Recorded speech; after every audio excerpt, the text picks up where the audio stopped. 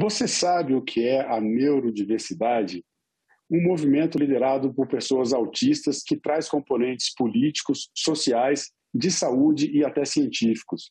Para explicar o que é a neurodiversidade, eu recebo agora o professor Francisco Ortega, do Instituto Catalão de Estudos e Pesquisas Avançadas.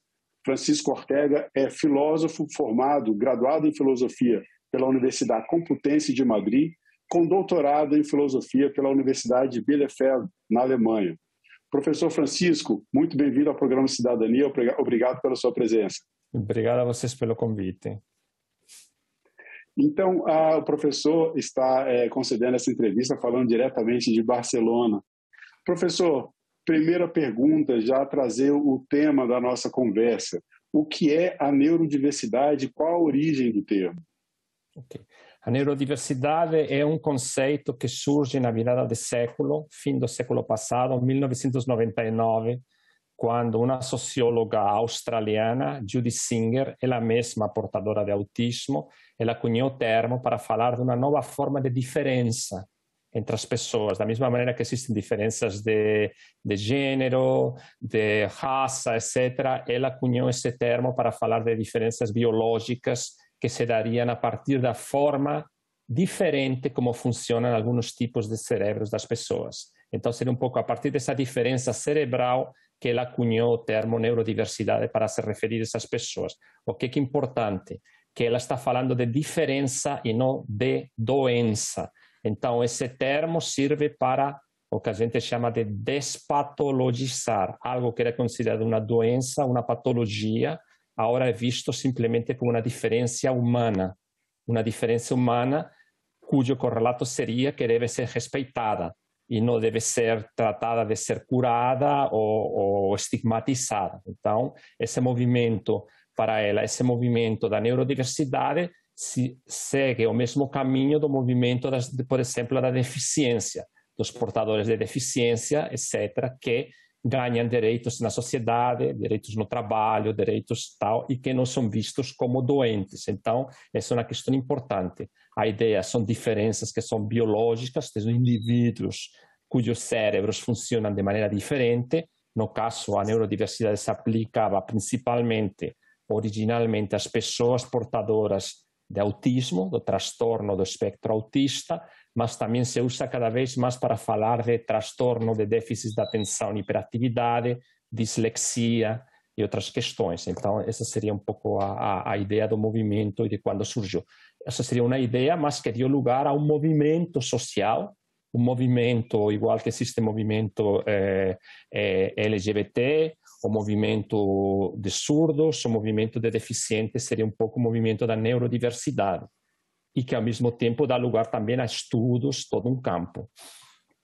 Então, ele começa com um grupo de pessoas autistas, a primeira pessoa que cunhou o termo, a Judy Singer, também uma pessoa com autismo, mas no chamado grau de autismo mais leve, né? Então, aí eu tenho duas perguntas. Primeiro, o senhor colocou já outras questões também, outras condições de saúde, como a dislexia, o transtorno do déficit de atenção e hiperatividade. Eu pergunto primeiro, essas outras condições diferentes, né, chamadas de neurodiversidades, elas já fazem parte hoje desse movimento da neurodiversidade? E aí, completando a pergunta, já entra numa questão polêmica, porque existe um grupo de famílias de pessoas com autismo mais severo que se opõe à ideia de tratar a condição do autista como apenas uma diferença, que defende que sim, é uma questão de doença e pedem, inclusive, tratamento para os seus filhos. Eu queria que você explicasse um pouco para a gente essas diferenças de diferentes graus de autismo e como esse movimento está abrangendo outras condições também relacionadas ao funcionamento do cérebro. Primeiro, em relação ao grau. Primeiro, a gente tem que diferenciar um pouco a situação, de alguma maneira, sobretudo nos Estados Unidos, onde essa questão é muito forte e muito polêmica, da situação, por exemplo, no Brasil. Quando a gente fez a pesquisa empírica no Brasil, junto a associações de pais, que a gente trabalhou, profissionais de saúde, etc., há uns 10 anos atrás, a neurodiversidade era uma questão ainda muito incipiente no Brasil. A questão no Brasil era outra, A questão no Brasil era como que eu consigo acesso a serviços de saúde para meu filho com autismo? Como que eu consigo acesso à inclusão escolar para meu filho? Estava começando a questão da inclusão no mercado laboral. Era diferente, era problema de meu filho precisa de serviços e não sei onde levar ele. Essa era um pouco a questão, enquanto que nos Estados Unidos essa parte já estava coberta. Como estava coberta, já se começava a discutir outras questões. Então, no Brasil, era um pouco estranho, quando ainda não se tinha acesso a serviços, discutir se o autismo é uma doença ou não. Então, isso para começar. No momento que isso já entra no Brasil, essa questão se coloca mais de forma mais plena. Por quê? Porque o autismo é um espectro, por isso se fala de transtorno do espectro autismo. O que quer dizer que é um espectro? Que existem formas que a gente pode considerar formas mais brandas do transtorno, formas mais leves, e existem formas do autismo severo, que é aquele autismo infantil das crianças que não falam, que tem, às vezes batem na cabeça, que tem incontinência, etc., o autismo do alto funcionamento, que seria o típico do filme Rain Man, esse autismo de habilidades excepcionais. Então, se é um espectro, onde estabelecer o ponto de corte? Onde dizer a partir daqui é doença, a partir daqui é diferença. A partir daqui eu preciso tratamentos, a partir daqui eu preciso apenas simplesmente ser considerado como diferente e acesso a direitos. Os outros também têm direito a acesso a direitos, mas ao mesmo tempo considerados doentes.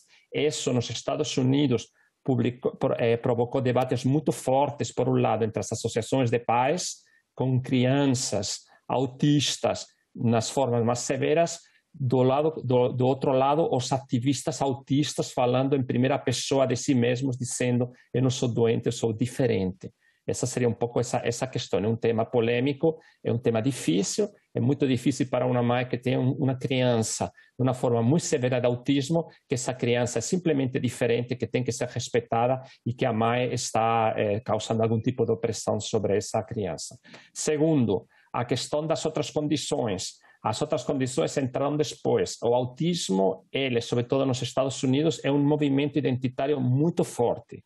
Eles são muito fortes, muito articulados, etc. Então, essa seria um pouco a dimensão política. As outras condições entraram mais dentro de questões que a gente poderia dizer de direitos sociais, inclusão no mercado laboral, etc. Direitos, por exemplo, nas universidades ou nas escolas, crianças que sejam portadoras ou adolescentes portadores de transtorno de déficit de atenção, ter mais tempo para fazer uma prova, por exemplo, são de determinadas questões. Elas não se constituíram tanto como um movimento social, com interesses políticos mais fortes, entendeu? Então, estabeleceria um pouco essa ideia.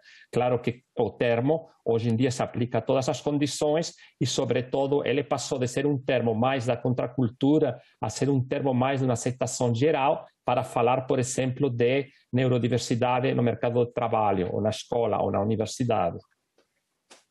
Dentro dessa perspectiva da neurodiversidade, pegando um gancho um pouco nessa sua fala, se eu ver como um possível desdobramento desse movimento, a separação das pessoas com autismo nesse espectro chamado da síndrome de Asperger, dos demais autistas, e até uma desclassificação desse pequeno grupo como uma doença, a exemplo do que já aconteceu em outros momentos, classificação de doenças. Por exemplo, em 1970, a Sociedade Americana de Psiquiatria considerava a homossexualidade como um transtorno comportamental, uma doença comportamental. Isso foi retirado do rol de doenças comportamentais.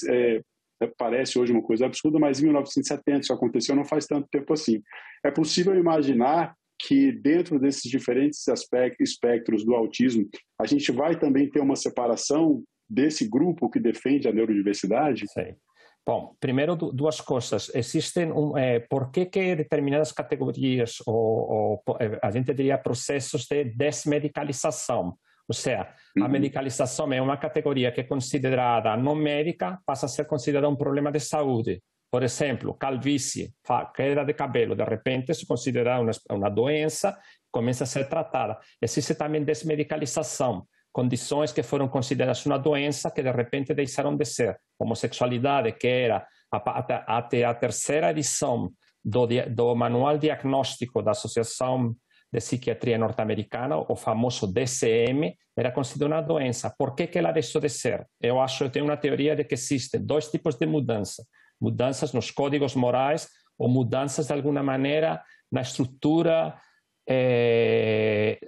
própria biológica da pessoa, cognitiva, comportamental, entendeu? Então, por exemplo, eu acho que categorias como a homossexualidade se deve mais a uma mudança nos costumes. Forte o movimento de contracultura nos Estados Unidos, o movimento gay muito ativo que, de repente, conseguiram que deixasse de considerar a homossexualidade um absurdo. Tanto é uma mudança nos costumes que hoje, quando alguém fala, por exemplo, um psicólogo fala de cura gay, a gente acha um absurdo e se pede que essa pessoa seja casada a seu registro de psicólogo, porque a sociedade, em geral, aceita como lhe parece um absurdo. Entendeu? Foi uma mudança nos comportamentos. No caso do autismo, não é tanto uma mudança que de repente a gente acha um absurdo considerar um autista doente, é que a gente tem mais conhecimento sobre autismo. E a gente sabe que, por exemplo, muitos autistas que não se comunicavam, eles se comunicam com a ajuda de tecnologias assistidas, eles se comunicam com a ajuda de computadores, eles se comunicam com um facilitador que esteja do seu lado. Entendeu? Então, de repente, todas essas condições que a gente visualmente poderia achar aberrantes, uma pessoa com paralisia cerebral, que a gente via e achava que visualmente essa pessoa tinha um retardo mental profundo, descobre que não. Quando tem a tecnologia apropriada, assistida, essa pessoa se comunica. Então, isso é importante, esse cambio. Isso faz que, de repente, na nossa sociedade, cada vez mais, a neurodiversidade se considere uma diferença e não uma doença. No caso do autismo, a categoria de Asperger, que era a categoria do considerado autismo de alto funcionamento, na última edição do Manual Diagnóstico de 2013, do DCM, ela desapareceu. Ela foi subsumida dentro do transtorno do espectro autista. Isso não foi uma boa notícia para os Asperger, porque, de repente, quase 1 milhão de Asperger nos Estados Unidos passaram a não ter mais direito a serviços. Por quê? Porque essas pessoas elas têm direito a serviços especiais de assistência de outro tipo em função de um diagnóstico. Se você, de repente, não é considerado mais portador dessa doença, automaticamente você perde os direitos. Então, o que levou a essa categoria a assumir. Por outro lado, o movimento identitário, todos os movimentos identitários funcionam na forma de uma homogeneização interna. Ou seja, o que importa é a diferença de nós com os outros grupos, não a diferença dentro do grupo. Ou seja, não interessa a diferença entre os autistas, interessa a diferença entre os autistas frente aos neurotípicos. Então, por exemplo, nesse debate que mencionávamos antes com as mães que dizem aos ativistas autistas, como você disse que meu filho não é doente, você que não é doente, você é quase uma pessoa normal, fala, faz de tudo e diz que meu filho é como você, não é. E aí os ativistas dizem, não, é tudo a mesma coisa, porque isso que mantém a coesão do movimento político. Não sei se fiz claro. No momento que existe dentro do movimento diferenças, aí que se começa a dizer, bom, então esses sim, esses não. O movimento que faz forte é que entre eles são iguais, eles são diferentes em relação ao outro.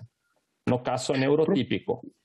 Tá. Professor, aí a gente, aproveitando essa fala e entrando nessa questão polêmica que tem, essa divisão, acaba que esse movimento ele gera uma divisão entre as pessoas autistas com grau mais severo, principalmente os seus familiares, e agora o senhor faz, inclusive, dentro do próprio grupo das pessoas que foram diagnosticadas com a síndrome de Asperger, como é que isso pode, a retirada dessa classificação pode trazer prejuízos a algumas pessoas do grupo em função das diferenças internas.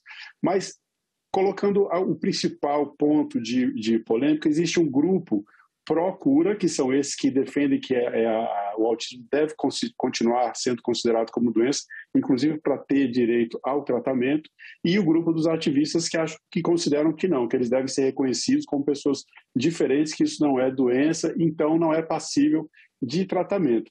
Mas aí tem um ponto que é bem interessante que o senhor traz nos seus textos publicados sobre o assunto, que é um ponto de convergência entre esses dois grupos que têm essa diferença de entendimento, que é a diferença justamente na questão do tratamento, que ele sairia de um paradigma, né, de um ponto de vista psicanalítico para um ponto de vista cerebral. Eu queria que o senhor explicasse para a gente o que isso significa. Sim. Bom, essa questão foi muito forte, sobretudo nos Estados Unidos, porque é diferente a situação no Brasil nos anos 60. Nos Estados Unidos, durante os anos 60, a psiquiatria estava muito dominada pelo psicoanálise. Quase todos os professores de psiquiatria eram psicoanalistas, então a visão psiquiátrica ela era basicamente psicanalista. Hoje em dia, sobretudo nos Estados Unidos, a psiquiatria, digamos, oficial, ela é biológica, e a psicoanálise tem ficado de lado. Então, esse paradigma psicoanalítico clássico norte-americano, de alguma maneira, difundir essa ideia de que os pais, sobretudo as mães, elas eram responsáveis pelo tratamento pelo autismo de seus filhos. A ideia de a mãe geladeira, todas essas metáforas que apareciam, a mãe geladeira, a mãe é muito fria, a mãe é incapaz de transmitir carinho ao filho e, pelo tanto, o filho é autista. Levaram, em muitos casos, a separar os filhos das mães, etc. Eu acho que no Brasil a situação é um pouco diferente, porque a psicoanálise brasileira ela não tem caído nessas visões absolutamente simplificadas da psicoanálise. Ela tem entrado muito forte nos serviços públicos, ela tem influência de outras questões, e isso não é tão forte. Mas, sobretudo no campo dos Estados Unidos, levou a isso, a visão de que a psicoanálise, de alguma maneira, ela tem uma visão absolutamente negativa do autismo, estigmatizante, etc. Então, essa visão neurológica é interessante porque o movimento que fazem os autistas é um movimento de redefinição. No momento que eu digo que o autismo ele é cerebral, ele escapa de todas as visões da psicologia. Ela não é uma questão psicológica, ela não tem a ver com a relação intrafamiliar, etc. A causação, a causa, a etiologia, como se diz na medicina, ela é biológica. Então, esse seria o movimento. Você sai da psicologia para cair na biologia. Mas ela biológica não é enquanto doença, é enquanto diferença. Ou seja, ela vai para a neurologia, mas não se diz, não, eles não estão dizendo que o autismo é um transtorno cerebral. Não. Eles estão dizendo que o autismo é uma diferença cerebral. Essa é a questão. Ou seja, ir para a neurologia é uma forma de escapar da visão estigmatizante de uma certa psicoanálise e, ao mesmo tempo, redefinir a condição como uma diferença e não mais como uma doença. Uma diferença a ser respeitada, em alguns casos comemorada, incluso, frente a uma doença a ser tratada. Professor, eu trago aqui uma pergunta também de uma professora da Faculdade de Medicina da Universidade de Brasília, sim, e é um ponto que já foi tratado um pouco, que é a questão da educação. Ela pergunta se, a professora Maria Paula Zaituni, ela pergunta se a partir do conceito da neurodiversidade, a partir desse movimento da neurodiversidade, é que se desencadeou o entendimento de práticas pedagógicas mais inclusivas. Eu pergunto, completando, se esse movimento tende a ter impactos no sistema educacional. Esse movimento tende a ter muito impacto no sistema educacional, muito impacto no sistema laboral de trabalho e muito impacto na própria investigação, na própria pesquisa, na psicologia e na biologia. Por quê? Porque, de repente, a gente vê cada vez mais pesquisadores, eles mesmos, que são autistas. Pesquisadores autistas trabalhando com outros pesquisadores para ajudar a entender a condição melhor. Então, essa seria um pouco, de alguma maneira, o conhecimento que a gente tem cada vez mais do transtorno, ele está mudando em função da participação dos próprios autistas como pesquisadores nessas pesquisas. Ou seja, já está mudando o status quo, a ideia de que, não sei, várias coisas que que se acreditavam autista não têm empatia, etc. Então, a gente vê que eles têm empatia, todas essas coisas eram simplesmente não correspondiam à realidade. Então, isso está mudando. Por exemplo, na Associação de Psicologia no Reino Unido, o termo neurodiversidade ele entrou no mainstream da própria pesquisa psicológica, ou seja, a ideia da própria neurodiversidade. Então, está mudando nas próprias pesquisas, está mudando no mercado de trabalho, onde cada vez mais são incluídos pessoas com neurodiversidade, porque se considera que elas têm, não somente por questão de quotas para indivíduos com deficiência, mas porque se acredita que essas pessoas têm capacidades diferentes que podem ser importantes para o mercado de trabalho. Por exemplo, pessoas com TDAH, que muitas vezes se acredita que podem ter uma criatividade maior, uma capacidade de focar em assuntos concretos, pessoas com dislexia, que tem também uma criatividade mais exacerbada, autismo, que está muitas vezes mais ligada à concentração, a tarefas mais sistemáticas, a indivíduos mais detalhistas, ou seja, isso serve para a inclusão laboral e, sobretudo, a inclusão educativa muito forte de adaptar o sistema educativo às necessidades da neurodiversidade. Ou seja, alunos autistas, por exemplo, que às vezes funcionam mais com uma linguagem mais de números, mais de formas que uma linguagem mais escrita, adaptar um pouco o ensino a essas capacidades. Ou seja, eles pedem, eles estão dizendo, não, a gente não tira nota baixa porque não se é inteligente, é que a forma como estão feitas as provas não se adapta um pouco à visão como a gente aprende. Entendeu? Então, seria um pouco mudar os próprios currículos, adaptá-lo às necessidades dessas pessoas.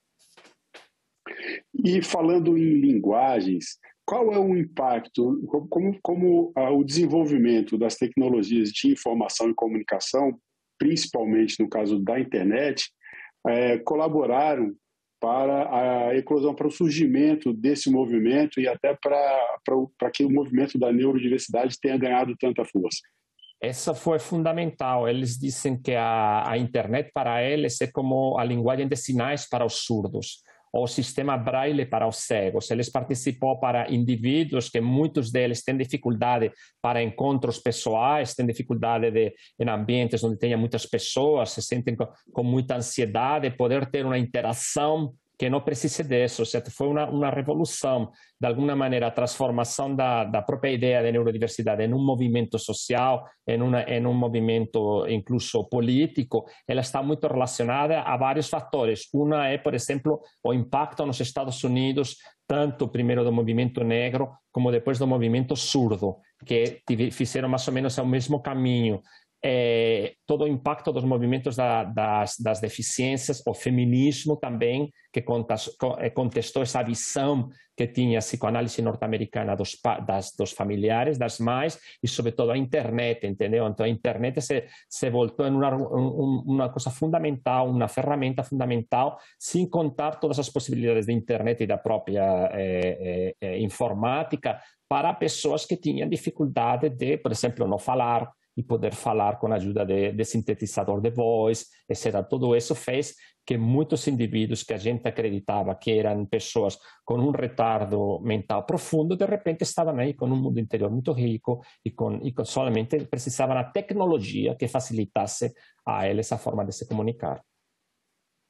Do ponto de vista ainda do movimento da neurodiversidade, há também uma grande preocupação com o avanço da medicina genética.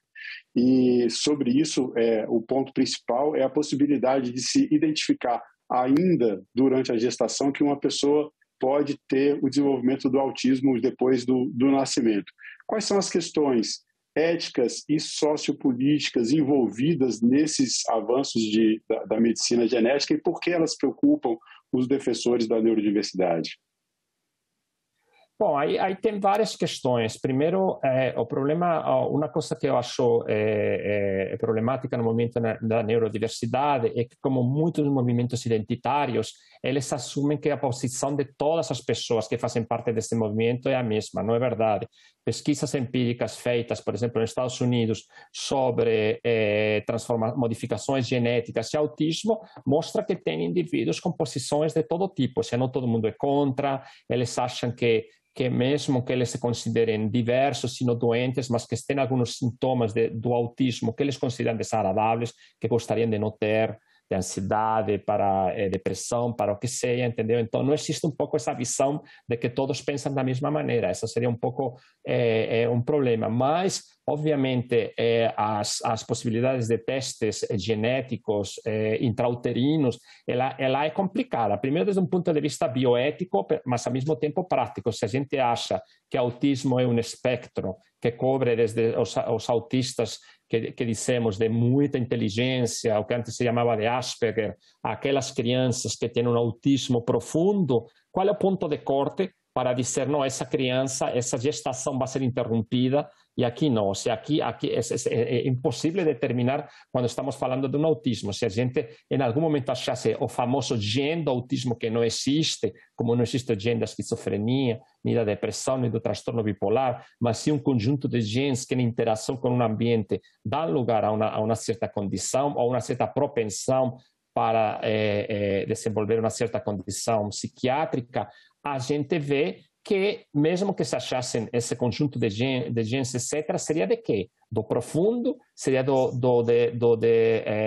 alta performance? Quem vai decidir? Qual é o ponto de corte para dizer aqui interrompo a gestação, aqui não, aqui esse indivíduo ele vai ter, com a devida ajuda e um ambiente adaptado, para poder ter uma vida que se considere feliz e no desse desenvolvimento. São problemas muito sérios que preocupam a comunidade e preocupam o movimento da deficiência. Sobretudo preocupam porque pesquisas empíricas feitas com aconselhadores genéticos, por exemplo, no caso de questões como síndrome de Down, mostra que existe uma propensão nessas questões para interromper a gestação. Ou seja, que os próprios aconselhadores já aconselham isso. Então, todas essas são questões bioéticas super importantes que a gente tem que ter muito cuidado. Professor Francisco, eu quero agradecer mais uma vez a sua presença no programa Cidadania. Muito obrigado pela entrevista. Muito obrigado a vocês. E eu agradeço também a você que nos assistiu. Acompanhe todas as entrevistas da TV Senado pelo nosso canal no YouTube. Inscreva-se e faça como mais de 1 milhão de brasileiros que acompanham as notícias do Poder Legislativo direto da fonte. Na TV Senado, democracia todo dia. Obrigado e até o próximo programa.